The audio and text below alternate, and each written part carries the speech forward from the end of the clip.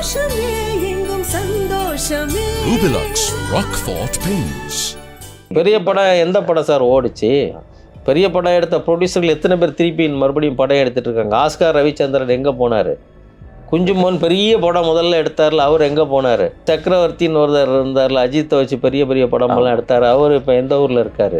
இன்றைக்கி பேர் சொல்கிற மாதிரி நிற்கிற படங்கள் எடுத்துக்கிடுங்க. காக்கா முட்டை, சதுரங்க வேட்டை, பரியேறும் பெருமாள், இன்னைக்கு இந்த தாதா, அயோத்தி, அப்புறம் வந்து குட் நைட்டு, எல்லாமே சின்ன பட்ஜெட் படங்கள் தானே. சின்ன படங்களில் லாபமோ நஷ்டமோ உடனே தெரிஞ்சிருது. லாபம்னா பல 70 கோடி 80 கோடி. காமெடியன் அப்படின்றத தாண்டி நல்ல ஒரு பெர்ஃபார்ம் பண்ணக்கூடிய ஒரு ஆர்டிஸ்ட் அவர் ரெண்டாவது வந்து பிரில்லியண்டான ஆள். ஒரு ஸ்டோரி நாலேஜ் உண்டு, நல்ல டயலாக் சென்ஸ் உள்ள ஒரு ஆள். அவரே ஸ்பான்டேனியஸாக சில வேலைகள்லாம் பண்ணிடுவார். நம்ம படத்தில் கூட அப்படிலாம் பண்ணியிருக்காரு. வாவ் தமிழ் நேயர்களுக்கு வணக்கம். குயிக்கோ படத்தின் இயக்குனர் அருள் செழியன் அவர்களை இன்று நாம் சந்திக்கிறோம். வணக்கம் சார். சார், நீங்கள் ஒரு பத்திரிகையாளர் இருந்து அதுக்கப்புறம் சினிமாவுக்கு வந்திருக்கீங்க. எப்படி அந்த ரூட் எப்படி மாற்றினீங்க சார் பத்திரிகையாளர்ல இருந்து? 87 அந்த டைமில் எனக்கு சினிமா மேலே ஒரு இன்ட்ரெஸ்ட் வந்தது. ஏன்னா சின்ன வயசில் எங்கள் வீட்டில் வந்து சினிமா பார்க்குறது வந்து பெர்மிஷன் கிடையாது. எங்கள் அப்பா வந்து ஒரு ஆசிரியர். அவர் சினிமா பார்க்கவே விட மாட்டார். சினிமா தான் நம்ம கலாச்சாரத்தை சீரழிக்குது அப்படின்னு நம்பின ஆட்களில் ஒருத்தர். அதனால் சினிமா பார்த்தாலே எங்கள் வீட்டில் அடி விழும். அதனால் அதை மீறி படமும் பார்க்க முடியாது. இப்போ அந்த காலேஜுக்கு வந்த டைமில் நமக்கு ஒரு ஃப்ரீடம் கிடச்சிது. அப்போ நான் சினிமாவுக்கு போனேன். ஒரு சில படங்களை தவிர மற்ற படங்கள் பார்க்க முடியல. பெரும்பான்மையான படங்கள் எனக்கு ஒரு 15 நிமிஷத்தில் போர் அடிக்க ஆரம்பிச்சிடும். அப்போ நான் அந்த தேட்டர்லேருந்து வெளியே வரதே பெரும்பாடாக இருக்கும். ஏன்னா நம்ம ஒரு 15 நிமிஷத்தில் போய் தேட்டரில் என்ன வெளியே விடனா விட மாட்டான். இன்டர்வலுக்கு அப்புறம் தான் அவன் கேட்டை திறப்பான். அது ஏதோ ஒரு எதனாலன்னு தெரில. அதனால் இன்டர்வல் வரைக்கும் நான் வந்து தேட்டர்லேருந்து வெளியே வந்து அதில் வெளியே வந்து எப்படா அவன் கதவை திறப்பான்னு உட்காந்துருப்பேன். அப்போது நிறைய படங்கள் நம்ம வந்து பார்க்குறதுல 90% படங்கள் இப்படி வந்து போர் அடிக்கிற மாதிரி இருந்ததுனால எனக்கு அந்த சினிமா பார்க்குற ஆர்வமே அதில் போயிடுச்சு ஒரு 2-3 வருஷத்தில்.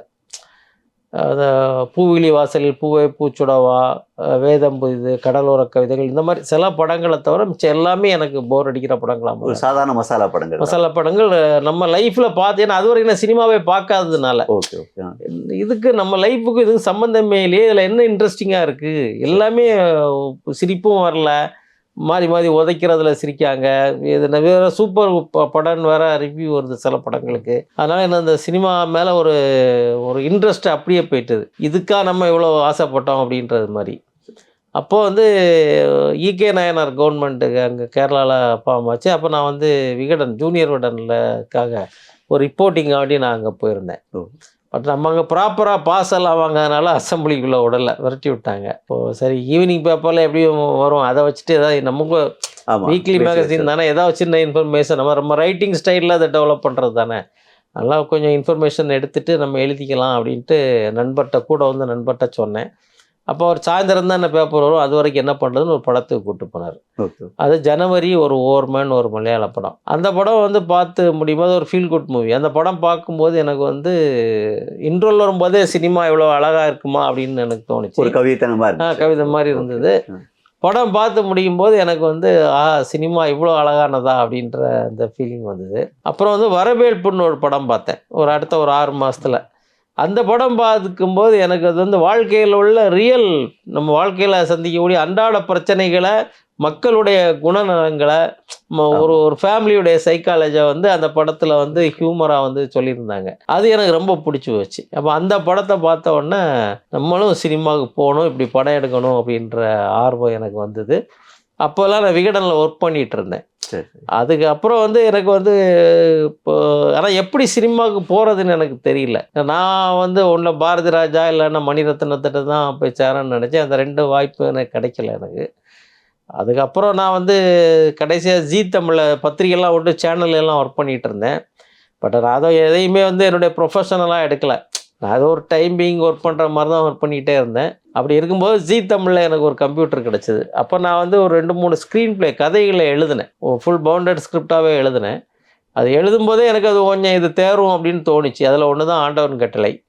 அப்புறம் அந்த கதையை வந்து மணிகண்டன் படமாக்குனாரு. அப்படியே நான் ஃபிலிமுக்குள்ளே வந்துட்டேன். இப்போ குயிக்கோ வந்து தியேட்டர்ல அந்த அளவுக்கு ரெஸ்பான்ஸ் இல்லாட்டி இப்போ ஓடிடியில் வந்ததுக்கப்புறம் நிறைய பேர் பாராட்டுறாங்க, நல்ல ரெஸ்பான்ஸ் இருக்கு. இப்போ உங்களுக்கு நிறைவா இருக்கா? இல்லை, எனக்கு ஏற்கனவே அது வந்து நிறைவாக தான் இருக்குது. ஆக்சுவலாக என்ன ஸ்கிரிப்டில் எழுதுனதில் 40% தான் எனக்கு ஃபிலிமில் வந்தது.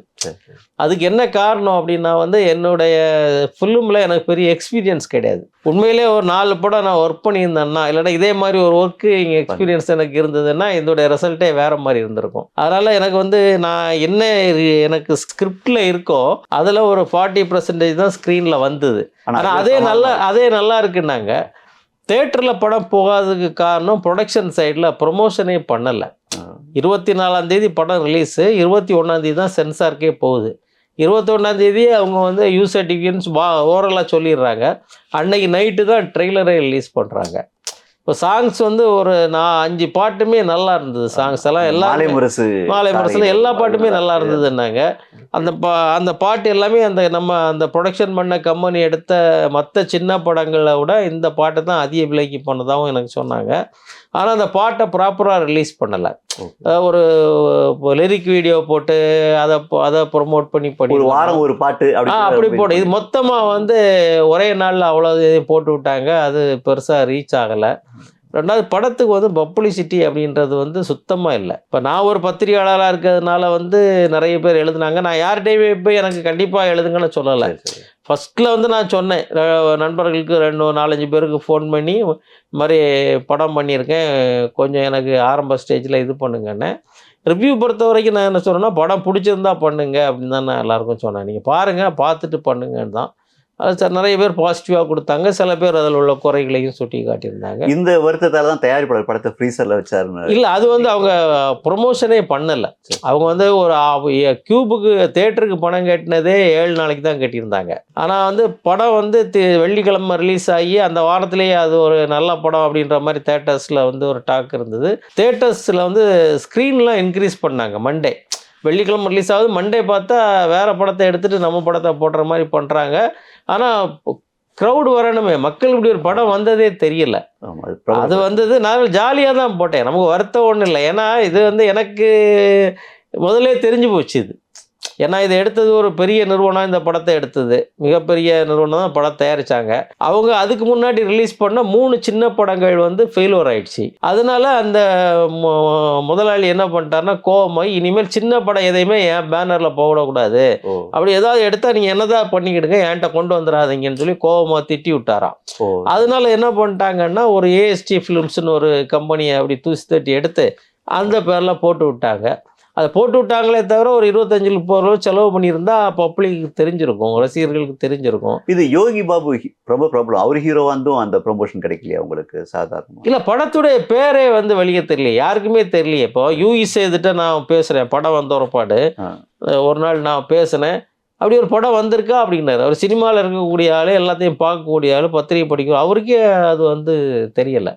அப்புறம் எங்கள் நிறைய சொந்தக்காரங்க, எங்கள் ஊர் நாகர்கோவில் உள்ள தேட்டர்லேயே டேட்டு போட்டிருந்தாங்க, ஆனால் ரிலீஸ் ஆகலை. 15 பேர் வந்தால் தானே டிக்கெட் கொடுப்பான். இப்போ படங்கள் நிறைய ரிலீஸ் ஆகுது. முன்னாடிலாம் அவன் எவ்வளோ ஒரு ஊரில் 4 தேட்டர் இருக்கும், 4 படம் தான் ரிலீஸ் ஆகும். அப்படி இல்லை, ஸ்க்ரீன் நிறைய இருக்குது. இப்போ இந்த மாதிரி இதுக்கு சங்கங்கள் ஏதாவது பண்ணலாமா சார்? தயாரிப்பாளர் சங்கங்கள் ப்ரொமோஷன் அவங்களுக்குன்னு ஏதாவது மொத்தமாக சேர்ந்து பண்ணுற மாதிரி அந்த மாதிரி பண்ணுறது வாய்ப்புகள் இல்லையா? இல்லை, அதுக்கெல்லாம் வாய்ப்பு இல்லை. அது வாய்ப்பு இல்லை, தயாரிப்பாளர் தான் பண்ணணும். இப்போ ரொம்ப சுலபம். முன்னாடி வந்து விட இப்போ வந்து பணம் செலவு பண்ணுனா ப்ரொமோஷன் வந்துட போகுது. முன்னாடியாவது போஸ்டர் ஒட்டணும், மைக்கில் சொல்லிட்டு தெரிவாங்க, சில ஷோஸ் பண்ணுவாங்க. இப்போ அப்படி இல்லை. இப்போ யூடியூப்லேயே பண்ணிடலாம். யூடியூப், சோசியல் மீடியா, டெலிவிஷன் அப்படின்னு எல்லாமே கையில் இருக்குது. நீங்கள் வந்து ஜிபே பண்ணி விட்டாலே உங்களுக்கு ப்ரொமோஷன் வந்துடும். இப்போ இந்த படத்தோட கரு உங்களுக்கு எப்படி சார் தோணுச்சு? ஒரு வித்தியாசமான கதை. ஃப்ரீசர் பாக்ஸில் வந்து அம்மாவை பார்க்குறாரு ஹீரோ, அந்த கரு உங்களுக்கு எப்படி தோணுச்சு? அது இல்லை, அது ஒரு நாள் விளையாட்டாக தோணுது சார். அது வந்து ஃப்ரீசர் பாக்ஸு அம்மா இருந்த இதையே வந்து கோயிலாக கும்பிடுறான், அதை விலைக்கு வாங்கி அப்படின்றது திடீர்னு ஒரு நாள் தோணுச்சு காலையில். சரி, நல்லா இருக்கேன்னா அப்போ மணிகண்டன் ஒரு கதை கேட்டார். இந்த கதையை சொன்னேன். அவர் நல்லா இருக்குண்ணே, நான் இதை டைரக்ட் பண்ணுறேன் அப்படின்னு. அவர் காக்கா முட்டைக்கு முன்னாடி இந்த படத்தை தான் பண்ணுறதா இருந்துச்சு. அப்போ எனக்கு அதை சரியாக எழுத முடியலை. அப்போ அவர் ஒரு வருஷம் எழுதினார், அது எனக்கு பிடிக்கல. அதனால் அதை வந்து அப்போ ஸ்டாப் பண்ணோம். இப்போ நீங்கள் நினைச்சல 40% எடுத்தேன் அப்படின்னு சொல்கிறீங்க. இப்போ மணிகண்டன் எடுத்திருந்தா 100% எடுத்திருப்பார் அப்படின்னு நினைக்கிறீங்களா? இல்லை, மணிகண்டன் எழுதின ஸ்கிரிப்ட் எனக்கு பிடிக்கல. இந்த ஸ்கிரிப்டை மணிகண்டன் எடுத்திருந்தால் அது வேற ரேஞ்சில் இருந்திருக்கும். இப்போ காக்கா முட்டையில் ஒரு பெர்ஃபெக்டாக இருக்கும்ல ஒரு ஃபிலிம். சரி சரி. காக்கா முட்டை ஒரு பெர்ஃபெக்டாக இருக்கும். சதுரங்க வேட்டை, பரியேறும் பெரும்பாலாம் ஒரு ஃபிலிம் வந்து பெர்ஃபெக்டாக இருக்கும்ல. ஆமா. என் படத்தில் அந்த பெர்ஃபெக்ஷன் இல்லை. அது காரணம் வந்து என்னுடைய சின்ன அனுபவமின்மை தான் காரணம்னு நான் நினைக்கிறேன். ஆமாம், அது இருந்ததுன்னா இப்போ இன்னொரு படம் எனக்கு வாய்ப்பு கிடைச்சதுன்னா அது நடக்காது. எனக்கு தெரியும் இது என்ன, இந்த லொக்கேஷனில் சில வேலைகள் பண்ண வேண்டியது இருக்கும். ஓகே. நான் ஒரு லொக்கேஷனை ஃபிக்ஸ் பண்ணிட்டேன். சரி சரி. அந்த லொக்கேஷனில் இப்போ அங்கேருந்து ஒருத்தர் வர்றாரு, இங்கே ஒருத்தர் வர்றாரு, இங்கேருந்து 2 பேர் வர்றாங்கன்னு சொல்லி நான் கற்பனையில் எழுதியிருக்கேன். அங்கே ஒரு இடத்த நான் ஃபிக்ஸ் பண்ணிடுறேன். என் மனக்கண்ணுக்கு அந்த இடம், கேமராமேன் என்ன சொல்கிறாருன்னா, இல்லை சார் இந்த இடம் பத்தாது, இது இவ்வளோ பெரிய ஸ்டார்ட் வைக்கணும், இங்கேருந்து வச்சா பாருங்க அது இடிக்குது, இங்கே வச்சு பார்த்தா இது இடிக்குது. அந்த ப்ராக்டிக்கல் நாலேஜ் வந்து எனக்கு ஆமாம், இப்போ எனக்கு அது புரிஞ்சு போச்சு. இப்போ இந்த படத்தில் ஒர்க் பண்ணும்போது எனக்கு அது தெரிஞ்சு போச்சு. அது இது நீங்கள் ஆண்டவன் கட்டளைக்கு கதை உங்களுக்கு தான், நீங்க ஒர்க் பண்ணி. ஆமா, நான் வசனமெல்லாம் நான் தான் சொல்லி கொடுத்தேன். ஸ்கிரீன் பிளே என்னுடைய தான். அதில் அவங்க சின்ன சின்ன சேஞ்சஸ் பண்ணாங்க. வசனங்கள் மேக்சிமம் வசனங்கள் என்னுடைய தான். வசனம்லாம் சொல்லி கொடுத்தாலும் நான் வந்து அங்கே வேடிக்கை பார்க்குற மனோபாவம் தான் எனக்கு இருந்தது. நான் இங்கே ஷூட்டிங் நடக்கும், நான் வேற எங்கேயாவது வேற ஏதாவது பண்ணிட்டு இருக்கேன். இப்போ அதுலேயும் யோகி பாபு ஒர்க் பண்ணி உங்களுக்குள்ள கெமிஸ்ட்ரி ஏதாவது? இல்லை, யோகி பாபு வந்து அங்கே வச்சு தான் எனக்கு பழக்கம். அப்போ நல்லா பெர்ஃபார்ம் பண்ணார். காக்கா முட்டை படம் பார்த்தேன். அப்போ வந்து அவர் ரொம்ப நல்லா பண்ணியிருந்தாரு. அவர் காமெடியன் அப்படின்றத தாண்டி நல்ல ஒரு பெர்ஃபார்ம் பண்ணக்கூடிய ஒரு ஆர்டிஸ்ட் அவர். ரெண்டாவது வந்து பிரில்லியண்டான ஆள். அவர் ஸ்டோரி நாலேஜ் உண்டு, நல்ல டயலாக் சென்ஸ் உள்ள ஒரு ஆள். அவரே ஸ்பான்டேனியஸாக சில வேலைகள்லாம் பண்ணிடுவார். நம்ம படத்தில் கூட அப்படிலாம் பண்ணியிருக்காரு. அப்போ வந்து அந்த ஆண்டவன் கட்டளை டைமில் நான் ரொம்ப அப்ரிசியேட் பண்ணேன். காக்கா முட்டையில் ரொம்ப நல்லா இருந்தது, நல்லா பண்ணுறீங்க. ஏன்னா அதுக்கு வேறு படம் நான் அதிகம் பார்க்கல அந்த படம். அப்புறம் வந்து அப்போ அந்த கதையை சொல்லணும், இப்படி ஒரு லைன் இருக்குன்னோட அவருக்கும் தெரியும். மணிகண்டன் சம்பந்தமான எல்லாருக்குமே இந்த ஃப்ரீசர் பாக்ஸ், இந்த குயிக்கோ கதை தெரியும். Okay okay. அப்போ மணிகண்டனும் அந்த ஆண்டவன் கட்டளை லொக்கேஷன் வந்து வேலூர் பக்கத்தில் பார்க்கும்போது அங்கேயே இந்த படத்துக்கு லொக்கேஷன் பார்த்தாரு. அடுத்தால பண்ணலான்னு, பட் அது பண்ண முடியாமல் போயிடுச்சு. அவருக்கு நிறைய படங்கள், ரொம்ப பிஸியான கலைஞர் யோகி பாபு. அவர் ஹீரோ போட்டு பண்ணுறதுனாக்க ரொம்ப லேட் ஆகுமே படம், அது எப்படி பேலன்ஸ்? இல்லை, அவருக்கு வந்து எப்படின்னா வந்து டைம் வந்து ரொம்ப கஷ்டம். ஏன்னா வந்து எல்லா ப்ரொடியூசருமே அவர்கிட்ட டேட் கேட்காங்க. அவர் யாரையும் தவிர்க்கவும் முடியாது. எல்லாருமே தெரிஞ்ச ஆட்கள் தான் இருக்காங்க. ரெண்டாவது அவர் ரொம்ப ஃப்ரெண்ட்லியான ஆள் தான். யோகி பாபு பொறுத்தவரை ரொம்ப சாதாரண ஒரு ஆள் தான். எல்லாட்டையும் ஈஸியாக பழகக்கூடியவர் தான். யாரையுமே அவர் மறுக்க முடியாது. அதனால் இப்போ யார் போய் இது பண்ணாலும் அவர் வந்து டேட் கொடுப்பார். அப்போது அந்த க்யூவில் தான் வர முடியும். அதனால் கொஞ்சம் நமக்கு தள்ளி போய் இதுகளில் பெரிய நடிகர்கள் வருவாங்க. விஜய் படம், அஜித் படம், இல்லை ரஜினி சார் படம், அந்த படங்கள்லாம் வந்துட்டு மொத்தமாக கால் ஷீட் ஒரு 20 நாள் 30 நாள் கேட்பாங்க. அவர் கொடுத்தது ஆகணும், ஒரு வழி இல்லை. அப்போ மற்ற படங்கள்லாம் கொஞ்சம் பின்னாடி போக வேண்டியது இருக்கும். அதை நம்ம தான் அதை புரிஞ்சுக்கிட்டு இது பண்ணணும். இதுக்கு நீங்கள் சந்தித்த பிரச்சனைகள் என்ன சார்? அதெல்லாம் எப்படி ஹேண்டில் பண்ணி? சார், எனக்கு எந்த பிரச்சனையுமே நான் இது பண்ணல சார். எனக்கு பிரச்சனைகள் இருந்திருக்கலாம். நமக்கு வந்து வேற நிறைய பிரச்சனைகளை நம்ம சின்ன வயசுலேருந்தே ஃபேஸ் பண்ணிட்டு வர்றோம்ல பத்திரிகையில் இருக்கும்போது. ஆமாம், நம்ம எல்லா பாலைவனங்களையும் காட்டார்களையும் கடந்து வந்திருக்கோமா, அதனால இதெல்லாம் சிம்பிளாக டீல் பண்ணுற மாதிரி தான் நமக்கு இருந்தது. இப்போ பொதுவாக ஒரு பேச்சு இருக்குது, சின்ன படங்களுக்கு வந்து தியேட்டர் கிடைக்க மாட்டேங்குது. அதே நேரத்தில் பெரிய ஸ்டாரோட படங்கள் வந்து ரீரிலீஸ் ஆகுது. இப்போ கூட ஆள வந்தாலாம் வந்துச்சு. இந்த பிரச்சனை வந்து சின்ன படங்களை பாதிக்குதா? இல்லை, கண்டிப்பாக பாதிக்குன்னு நினைக்கிறேன். ஆனால் நமக்கு பாதிப்பு இல்லை சார். நமக்கு தயாரித்த நிறுவனம் பெரிய நிறுவனம். அவங்க வேணான்னு சொல்லி இன்னொரு பேனரில் போட்டாலும் கூட இதோட வியாபாரம், இதோடைய டிஸ்ட்ரிபியூஷன்லாம் வந்து அவங்க பண்ணது. அதனால நமக்கு அந்த பிரச்சனை இல்லை. இன்னொன்று சார், படம் நல்லா இருந்ததுனால் நம்ம படத்தை விட்டுருங்க, நம்ம பெரிய ஆட்கள் சம்மந்தப்பட்டது. ஒரு படம் நீங்களே டைரக்ட் பண்ணுறீங்க, எடுக்கீங்க, அந்த படம் பிரமாதமாக இருக்குன்னா அதை ரிலீஸ் பண்ணதுக்கு ஆட்கள் வருவாங்க. இப்போ அந்த சக்திவேலன் ஃபிலிம் ஃபேக்ட்ரிலாம் இருக்கார். அவர் நல்ல படங்கள் அவருக்கு கிடச்சிதுன்னா அவர் எடுத்து டிஸ்ட்ரிபியூட் பண்ணுறாரு. வாங்கி தேட்டரிக்கல் மட்டும் அவர் பார்த்துக்கிட்டார், நல்லா பண்ணுறாரு. இப்போ நம்ம படம் ஓடிடி நல்ல ரெஸ்பான்ஸ் வந்துருக்கு. நிறைய. இது வந்து ஓடிடி எந்த அளவுக்கு வந்து புது இயக்குநர்களுக்கு ஒரு களமாக இருக்குது? இது நல்ல வாய்ப்பு. இப்போ பார்த்தா நம்ம இதுக்கு வந்து நான் வந்து இந்த ரிவ்யூஸ் எல்லாம் பார்க்கேன். இப்போ ட்விட்டரில் பார்க்கறதுக்கும் போது வந்து எனக்கு ஃபர்ஸ்ட்டில் வந்து போட்டது வந்து ஒரு ஆஃப்ரிக்கன், மெக்சிகோவில் உள்ள ஆஃப்ரிக்கன் சென்டரில் வேலை பார்க்குறவர். அவருடைய பேக்ரவுண்ட் பார்த்தா அவர் ஆக்ஸ்போர்டு யூனிவர்சிட்டிலலாம் ஏதோ ஒர்க் பண்ணியிருக்காரு, ஸ்காலர்னு போட்டிருக்காரு. அவர் ஃபிலிம்ஸ் பற்றியெல்லாம் ஃபிலிம் மேக்கர் வேறு அவர் நம்ம படத்தை பற்றி எழுதியிருந்தார். அவர் யூஸ்வலாக இந்தியன் ரீஜனல் லாங்குவேஜ் ஃபிலிம்ஸ் எல்லாம் டாக்குமெண்ட்ரி மாதிரி இருக்கும் அப்படின்றத மென்ஷன் பண்ணியே இது வேறு மாதிரியான படம் மாதிரி வந்து போட்டிருந்தார். நான் அப்புறம் தான் அவரை ஃபாலோ பண்ணேன். இப்போ நிறைய நார்த் இண்டியன்ஸ், அதர் லாங்குவேஜ் பேசுகிறவங்கலாம் நிறைய பேர் வந்து படத்தை பார்த்து நல்ல ரிவ்யூ போட்டிருக்காங்க. இப்போ இந்த படத்தை பார்த்தா ஒரு ஃபீல் குட் மலையாள படம் பார்த்து ஒரு ஆமாம் இது வருது. ஆமாம் இதுவே மலையாளத்தை வந்தா இன்னும் ஹிட் ஆயிருக்கும்னு நினைக்கிறீங்களா? ஆமாம் ஆக்சுவலாக இது ஒரு மலையாளத்தில் இன்னும் நல்லா இருந்திருக்கும். இல்லை இதே வந்து சார் மேக்கிங் இன்னும் நல்லா பண்ணியிருந்தா ரொம்ப நல்லா வந்திருக்கும் சார். இப்போ வந்து நீங்க ஒரு மென்மையான படமா எடுத்திருக்கீங்க, நிறைய வன்முறை படங்கள் வந்துட்டு இருக்கு இல்லையா? அது நல்லதுன்னு நினைக்கிறீங்களா? இல்லை சார், அது இல்லை சார். வன்முறையை அதான் நம்ம hit ஆயிட்டு மக்கள் இருக்கு, யாருமே ரொம்ப விரும்புறது இல்லையே. விரும்புறதில்ல. அது வலுக்கட்டாயமாக வேற இப்போ வித்தியாசமாக வேற ஒன்றும் பண்ண முடியாதவங்களுக்கு ரொம்ப சுலபமாக பண்ணுறது அருவாளை தூக்கலாம், துப்பாக்கி எடுக்கலாம், பேய் படம் பண்ணலாம். அதுக்கெலாம் எந்த லாஜிக்கும் தேவை கிடையாது. பெருசாக இதில் ஒரு மர்மம், ஒரு மியூசிக், அது இது லைட்டு, அது இதெல்லாம் பண்ணிக்கிட்டு படத்தை முடிச்சிடலாம். இப்போ நீங்க ஒரு ஜேர்னலிஸ்டா இருக்கலாம்னு தெரியல, இந்த படத்துல நிறைய பாலிடிக்ஸ் நிறைய கிண்டல் பண்ணிருக்கீங்க. இப்போ 2 திருடங்க சேகர் பாபு பேர் வச்சிருக்கீங்க, அதான் முண்டில வேற உடைக்கிறாங்க. இன்னொன்னு 100 நாள் வேலை திட்டத்தை கொஞ்சம் கிண்டல் பண்ணிருக்கீங்க. இது எப்படி லைஃப்பில் நடக்கிற விஷயங்கள், நம்மளை சுற்றி நடக்கிற விஷயங்களா பண்ணுனாதான் ஆடியன்ஸோட ஃபிலிம் வந்து கனெக்ட் ஆகணும்னு அந்த பேர் சேகர் பாபுன்னு ஆமாம். அது வந்து அது வந்து இல்லை, அது வரல, அது யதார்த்தமாக நடந்தது சார். நான் சேகர் பாபுன்னு 2 கேரக்டர் எழுதியிருந்தேன்.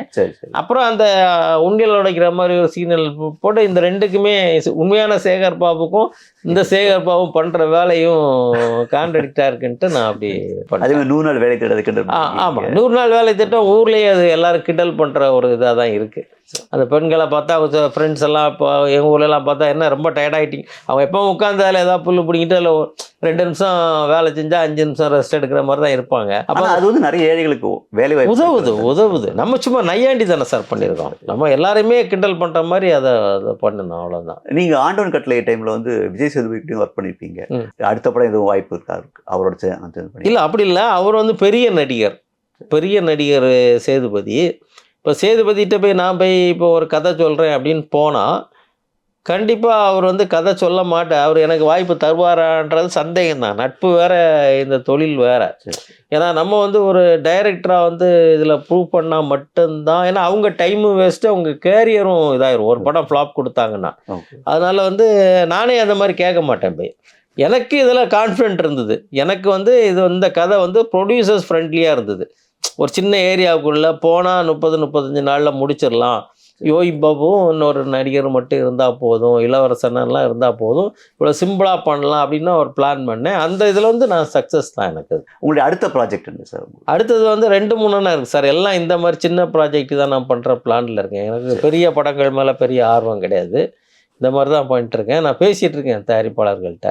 இந்த மாதிரி சின்ன பட்ஜெட் படம்னா இப்போ எவ்வளோ அமௌண்ட்டுக்கு எடுக்க முடியும் சார்? சார் படம் நல்லா இருந்ததுன்னா உங்களுக்கு இந்த ஓடிடி தளங்களே வந்து நீங்கள் செலவு பண்ண பணத்தை விட அதிகமாக கொடுத்து வாங்குறாங்க. சரி, நீங்கள் ப்ரூவ் பண்ணிட்டீங்கன்னா, இப்போ நம்மளை பொறுத்த வரைக்கும் இந்த படம் வந்து சக்ஸஸ்ஃபுல் மூவி இது.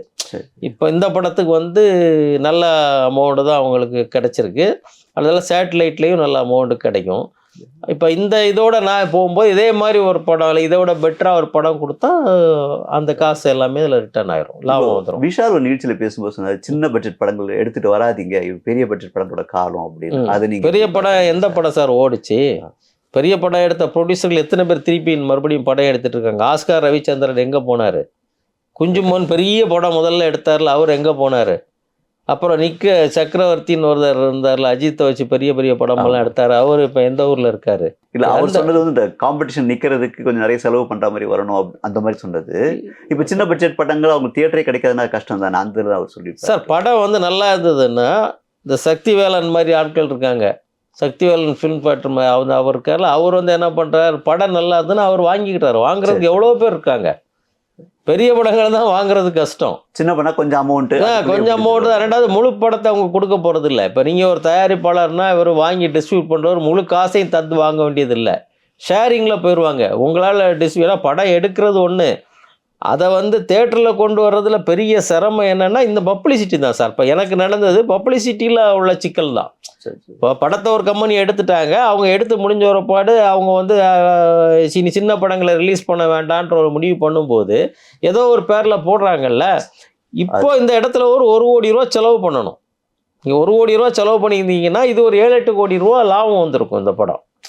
அட்லீஸ்ட் ஒரு 20 லட்ச ரூபா நீங்கள் பிகினிங்கில் போட்டிருந்தா கூட ஒரு வாரம் ஓடுற காசை எடுத்து அகைன் நீங்கள் இதில் போட்டிருக்கலாம். இப்போ அதுக்கு இது வாய்ப்பு இல்லாமல் போயிட்டு பெரிய பட்ஜெட் படங்களோட சின்ன பட்ஜெட் படங்கள் நல்லது அப்படின்னு சார். நம்ம வந்து இன்னைக்கு பேர் சொல்கிற மாதிரி நிற்கிற படங்கள் எடுத்துக்கிடுங்க. காக்கா முட்டை, சதுரங்க வேட்டை, பரியேறும் பெருமாள், இன்னைக்கு இந்த தாதா, அயோத்தி, அப்புறம் வந்து குட் நைட்டு எல்லாமே சின்ன பட்ஜெட் படங்கள் தானே பெரிய பட்சம் ஒரு 2-3 படங்கள் தான் இருக்கு. பெரிய star கூட. அதுல காசு ரிட்டர்ன் வந்ததா?